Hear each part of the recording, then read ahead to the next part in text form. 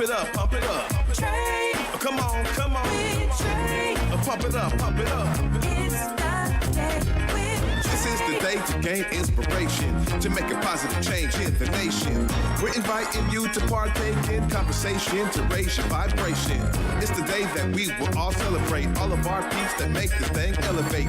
Watch the negative fade away, cause it's the day with Trae.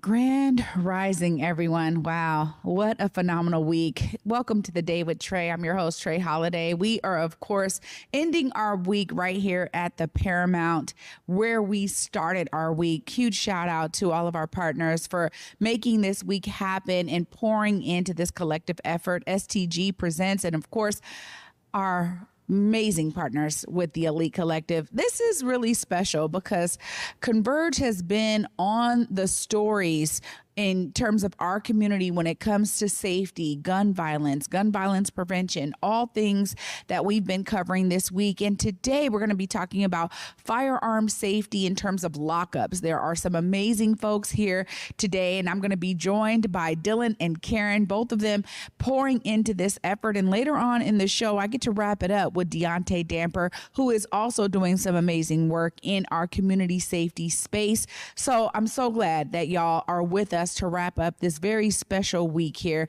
as we focused on this 100 days of action and 100 days of peace. But of course, it's the top of the show.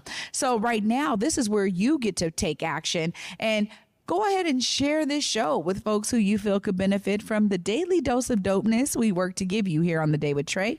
And if you can't watch us, you can always listen to us anywhere you find your favorite podcast. Just search Converge Media Network and The Day with Trae. You'll find us wherever you find your favorite shows. Now, up first, I get to talk to Dylan and Karyn both. Welcome y'all to the show. Thanks for having us, Trae. Glad to be here. Well, you both work in some different ways. I wanted to start with you, Dylan, here. Tell us a little bit about your role, where you work, and what it is you do. Yeah, so I'm Dylan O'Connor. I'm the Government Affairs Director for a nonprofit called the Alliance for Gun Responsibility, based here in Seattle. So we're a joint C3, C4 in a pack. So we sort of engage on the political and policy development issue at the state level on gun violence prevention. I like to say we get to engage on the issue at a root, stem, limb, and leaf level. We do everything that isn't the direct service work that we help advocate for at the community violence intervention funding space, right? But so the C3 is a research and public education arm. The C4 is the political and policy development lobbying arm. And then we run a pack to endorse elected candidates around the state. Wow, there's a lot going on there, and I'm so glad that y'all are involved in all of those ways. Karyn, tell us more about your role. Sure. So I work at Public Health Seattle and King County. I run a program called Lock It Up that focuses on encouraging people to lock up their guns when they're not using them for family and community safety. So we do public outreach. We have materials available in 18 languages, and we go out into the community and support events where we give out safe storage devices so people can lock up their guns and keep their families and communities safe. Well, I want to dive into that a little bit more too, Karyn, because, you know, folks having firearms, obviously it's like, okay, maybe you're trying to protect your families, but there's something about keeping them safe. And y'all are offering these boxes, oftentimes free to the community. Tell us a little bit more about this program. Yeah, so Lock It Up has been around since the late 90s, and we started out just teaching people about why safe storage was important, working with gun shops and shooting ranges to give people a discount on gun safes and lock boxes. We decided a few years ago that we needed to actually get these devices into people's hands. So that's when we started partnering with lots of different community organizations, including folks you've talked to this week, to get lock boxes out to the community.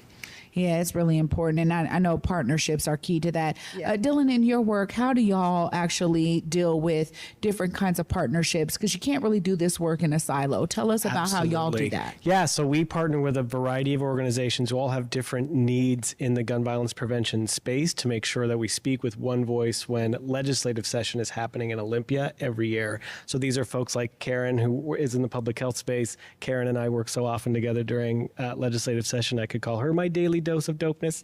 But there's also, like I said, the community violence intervention professionals who need dedicated sources of funding from the federal, state, and local levels to make sure that they are, careers that can get stood up permanently, and that they're not this sort of feast and famine, go after the grant sort of thing. So we work with those folks. We also work with a variety of stakeholders who specialize in things like veteran suicide prevention and other public health facing organizations to make sure that everybody is on board with the policy, not just in the development process, but in the advocacy process as well. Well, when it comes to advocacy and specifically policy and legislation, how are y'all being led by community voice? Because I think there's something so unique about a family who experiences gun violence and them actually having a say in the laws that are then created to eliminate, eradicate, reduce gun violence for other families. Tell us about how y'all are making those connections. Totally. So an example is, last year we ran a bill that would authorize Medicaid reimbursement for hospital-based violence intervention programs, something that wasn't on our radar because it didn't necessarily lend itself to the policy-making space in the ways that something like an assault weapons ban or a restriction or new law around safe storage might be the obvious sort of solution. So we actually worked with the folks that you had up earlier on the Harborview program, not those folks specifically, but Dr. Nera, who's operating the program in Harborview, to sort of flag for us, hey, this is something that we'd love to make happen. We have families that are being affected by this, and the program's having positive results. So we figured out, did you know that there's this movement around the country to allow for Medicaid reimbursement for these programs? And again, to make these things sustainable so that there's federal dollars pouring into those spaces. Well, this is really great to hear that, and that y'all are making those connections to families. How has it been for you, Karyn, in terms of that family connection? It's so important that folks understand that the events where y'all are at to get these, lock boxes and safety boxes out to community members, that they know about that. How are y'all making that connection? That's a great question. So really, we want to emphasize that locking up guns when you're not using them is part of family safety. And we know that people who have guns and also have kids are better about locking up their guns than people who don't have kids. Kids are a powerful motivator, right? We want to make sure that we're making this choice as easy as possible for folks. And our program used to kind of exist in a vacuum, but when people started being really active collectively in the community violence intervention space, that's when we started really meeting people where they were at, going out on the ground to community events, reaching out to people involved in our CVI programs, and getting safe storage devices into their hands. It's really important to us to think about it as a harm reduction move. We don't care why somebody has a gun or what they're using it for. They can lock it up when they're not using it, and that's a choice that's accessible to everybody. Yeah. And Trae, you make a really good point that it's crucial that your elected leaders at the local, state, and national level are hearing directly from family members, survivors who have skin in the game, for lack of a better term, on the prevention piece of things. And so we have this giant program where we bring survivors down to Olympia from across Washington state, different communities, different kinds of loss, different kinds of gun violence, to make sure that we're demonstrating the legislators the broad impact and broad support for the issue. Which I think is so important, because we've been talking all week about how this is impacting people in general, right? It's not one community. It's not one ethnic group. It's not, one identity. Yeah. There are so many folks that are impacted when it comes to gun violence. And ultimately, the ideal that our communities are not safe, and everyone wants their community to be safe so that they can raise their children. So I really appreciate hearing that. Now, when it comes to the ways that people can tap into this work, I know y'all have some events coming up where y'all will be giving out these safety boxes. Tell us a little bit more about that, and then Dylan will come to you in terms of the ways that folks can stay engaged. Yeah, absolutely. So as part of our 100 Days of Action work, we are doing a giant safe storage device giveaway, giving away a large number of lock boxes in partnership with our friends at the Seahawks and Urban Family. That will be on September 26th from 10 a.m. to 2 p.m. in Muckleshoot Plaza at Lumen Field. We would love to see folks there. It's super low barrier. You don't have to tell us who you are. Show up. You can take a lockbox home with you. Wow. Y'all are making it easy. So much of it is important in that regard too, because the barriers oftentimes will keep people from attending these kinds of events. So I'm so glad that you shared that. How are y'all staying connected and making sure folks have a way to get engaged? I know when it comes to advocacy, there's an avenue for everyone to participate. Tell us more. Yeah, there really is. That's such a good point. You can always find us online at gunresponsibility.org and sign up to volunteer in your community to advocate for good gun laws. I'll also say there's definitely some great programs operating in your local jurisdiction, and figuring out who those folks are, reaching out directly. I have never experienced any violence intervention program that would turn a volunteer or any help away ever. It's an all hands on deck sort of situation. And to your point, we lose 50,000 people a year to gun violence in this country every year, and that's with the good data, right? Roughly 800 to 900 of those are in Washington every year. 75% of those are suicides, right? Between 2020 and 2021, we saw a 40% increase in the number of black women killed in a firearm in the United States. And I mean, to your point, get involved, please. And the other sort of best sort of general knowledge to have is understand the basics of your local legislatures, both at the city and county level, also at the state level, and understand that your local elected representatives, and I think we've been hearing since we were in elementary school, make sure to communicate with your local elected representatives, and we hear it so often that a lot of us just don't do it. I have found it is tremendously impactful to just start developing a relationship with your local elected officials and understanding what their job is, right? Most policy writing at the local level is budget writing, right? So if there's something you care about that requires funding, go tell your people about it, right? Yeah. Go ahead, Karyn. Oh, I would just add, what you were saying about everybody being touched by gun violence, none of our communities, none of us are immune from this. We hear it on the news. We talk about it with our friends. I myself have lost family members to both homicide and suicide with guns. This is something that a lot of us bring. We have powerful stories about how this has affected us and our people. Those can be used for policy advocacy. Those can also be used just to change hearts and minds and help people understand that they have a role to play in safety. Well, both of y'all are doing some important work in this space, and I appreciate it so much. I want to share, too, that this policy piece, holding our elected officials accountable, is so vital. And I want to dispel the myth here today with both of you that our elected officials are too busy to hear from you. It is not true. The idea is that when they are flooded, even if it's one email, but even when you get collective, I always think there's something powerful about that collective action, collective power, and making sure our elected officials understand what's important to us when they are representing us. And that is really key. So I appreciate what you said about knowing what they do and understanding how they take your ideas and turn it into law, turn it into policy and legislation at the local, state, federal level. This is really important. So thank you both for all the work y'all are doing and for pouring into this effort for this 100 days of action and 100 days of peace. Thank you both for being here. Thanks, Trae. Thank you for having us here. Wow. Y'all, this conversation continues because after this short break, up next, my brother Deaunte Damper is joining us, and we're going to be talking all about the work he is doing and helping to lead in our communities when it comes to safety and keeping our community safe, y'all. Stay tuned. You're watching The Day with Trae. Here on Back to Vesa, it's always been important to me that we uplift stories from across the region, and that no matter where you live in the nation, you never have to miss a moment of the show as we continue to highlight the beauty, excellence, and resilience of our communities across the Pacific Northwest. Why? Because representation matters. So no matter where you live, be it the Central District or Centralia, Portland or Pullman, or anywhere across the country, I encourage you to join me on this Back to Vesa journey by downloading the free Fox Local app on your phone or smart TV as we continue to elevate the very best in our communities. Seattle Opera presents the world premiere of Jubilee. Jubilee follows the historic Fisk Jubilee Singers' initial tours following the Civil War. While raising funds for the fledgling Fisk University, the group shared their music around the world, showcasing more than 40 African-American spirituals such as Swing Low, Sweet Chariot, Deep River, and Wade in the Water. Jubilee is not to be missed. October 12th through 26th at McCaw Hall. Details at seattleopera.org.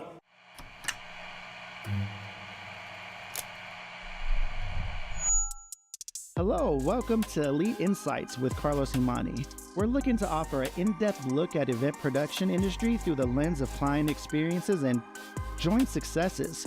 The podcast will emphasize guest interviews, focusing on client discussing their fields and reflecting on their collaboration with Elite Collective. Again, you're with Elite Insights. Carlos Humani here. See you guys in a few.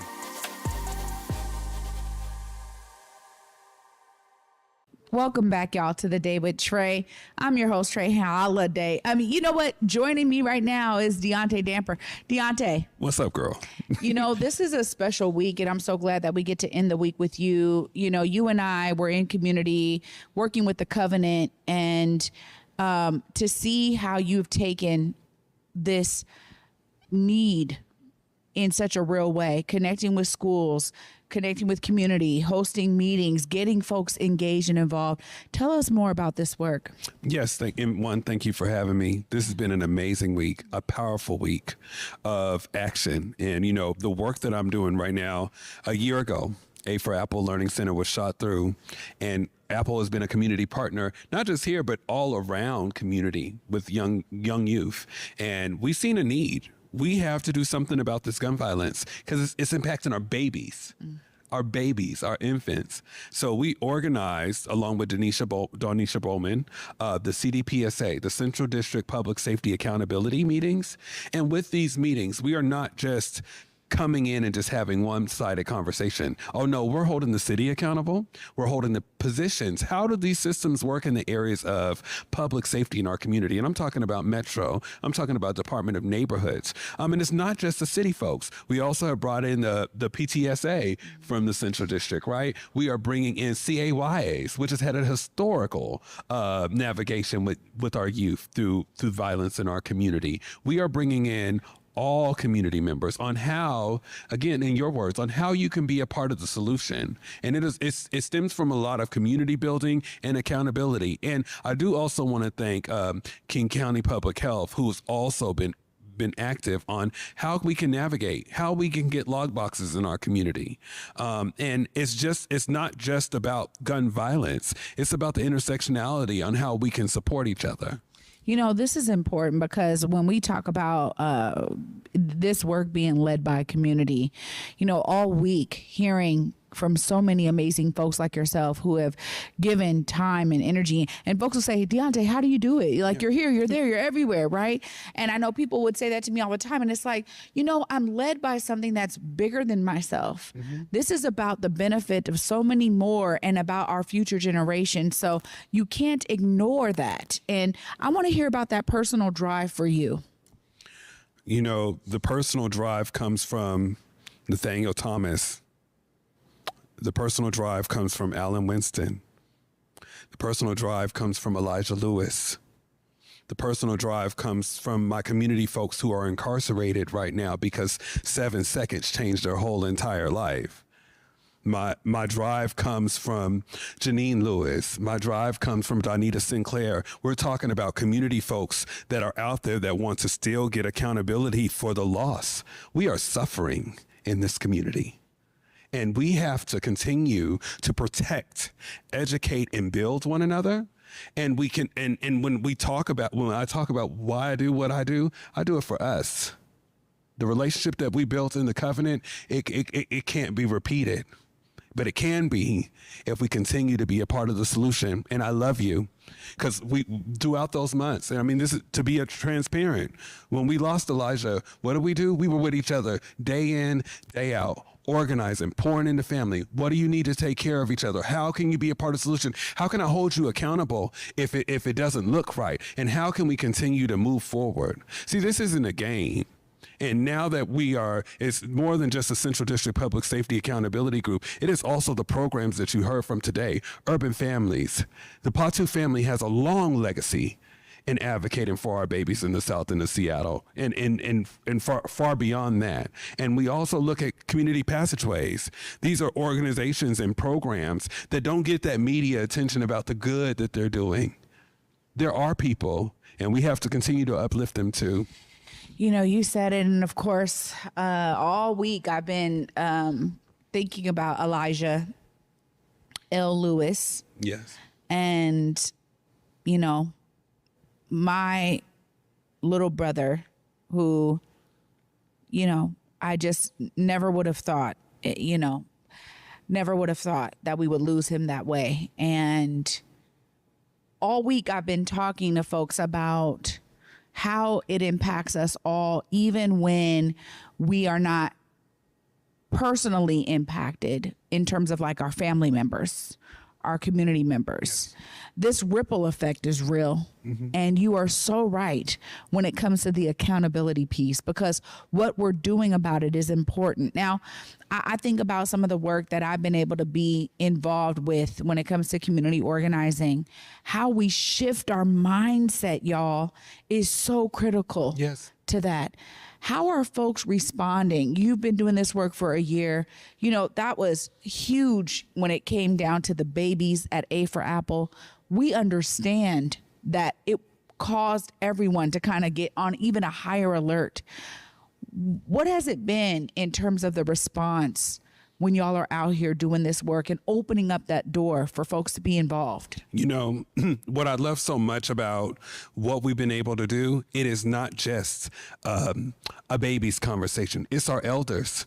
As you saying, Sankofa, we have to look back to go forward. We have been impacted by gentrification in our community, so our babies don't get to see what we used to see when something would happen and they needed to be held accountable, right? They don't get to see that, right? So we have elders and community folks coming from all aspects, white, black, and different, to figure out how they can be a part of the solution. And some of that is understanding that there was harm that was been done in our city, and they still want to be able to find their ways to be involved. So that's a prime example of that. You know, and it's also important too, because it does require everyone. And this is what I've been saying all week. It requires everyone. Ultimately, we have heard from our elected officials. We've heard from folks in the hospital system. We've heard from folks on the front lines. We've heard from youth who used to be out there who are now turning in to be a mentor. I mean, the ideas that we have so many people who are pouring into this.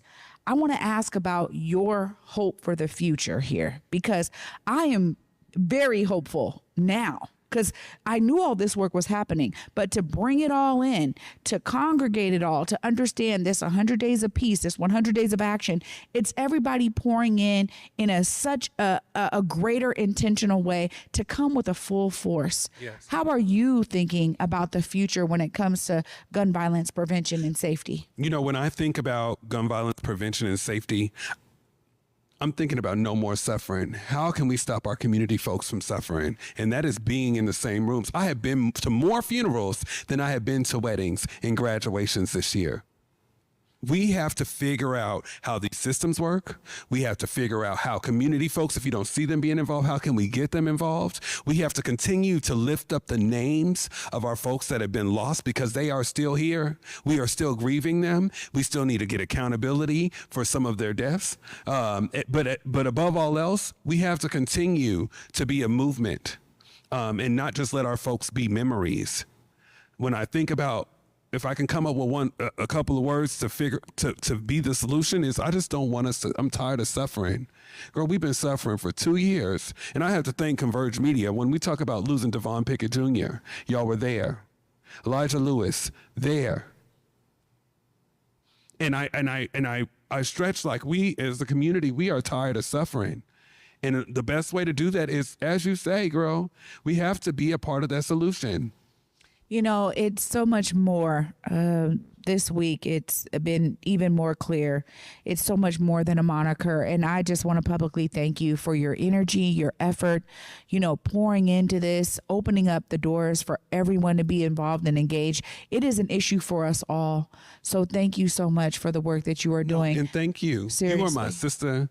And I know there's so much of a lot of the work that I've been able to do is if I didn't circle back and figure out what I needed to be able to do to be active. And I want to thank you for assisting me with getting activated. And I want to encourage everyone else to continue to do that as well. Yeah, we will. We will. And if nothing more, I really want to encourage folks to understand this week has really been about uplifting those who are doing the work. Deaunte, before I let you go, how can people stay engaged with the meetings y'all are having, the ways y'all are holding these leaders and people in our community accountable?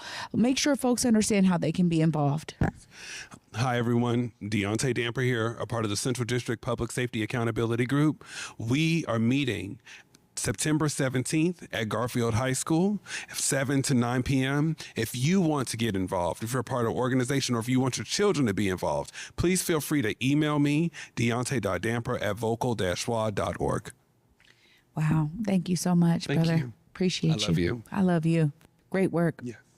Y'all, this week is beyond, and I got to give a huge shout out to everyone who's been involved here to make this week happen. You know, when we talk about this regional approach, we got to hear directly from Eleuthera about what that looks like. When we talk about holding our elected officials accountable, we got to hear from some of them to hear how they are not only doing this work in their role, but collectively doing this work together. When we talk about people being on the front lines, we got to hear directly from Mark Rivers of Community Passageways, who says we got our critical response teams out there. We got to hear directly from folks in the hospital system, you know, with Paul and Terrell to say, look, we're right there when those victims come through those doors of Harborview Medical Center. When we talk about being involved in new policy and creation and safety, we got to hear from folks who are doing that work. And so I'm telling you, this is beyond just you. This collectiveness, this 100 days of action, 100 days of peace, it involves you. It needs you. There are so many ways this week that you have learned about how you can be engaged, how you can be involved, how you can be a part of the solution. So I'm always going to be the one to try to shed some light on that. So there's never any doubt in your mind of what you can do to pour into this collective effort to keep our community safe. Thanks to all my guests this week. Thank you to STG and the Paramount Theatre. Thank you to our partners, Elite Collective, and huge shout out to Converge Media for knowing that this was important enough for us to dedicate an entire production of weeks worth of episodes. It's so much more, but I'm glad we were able to showcase this for this week. Thank y'all so much for watching, and do your part to be a part of the solution. For me, until Monday at 11 a.m., y'all. Peace.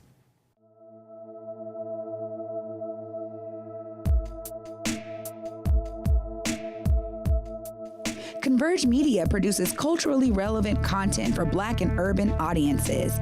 Our coverage is raw, transparent, and objective, praised by community leaders, government officials, and residents.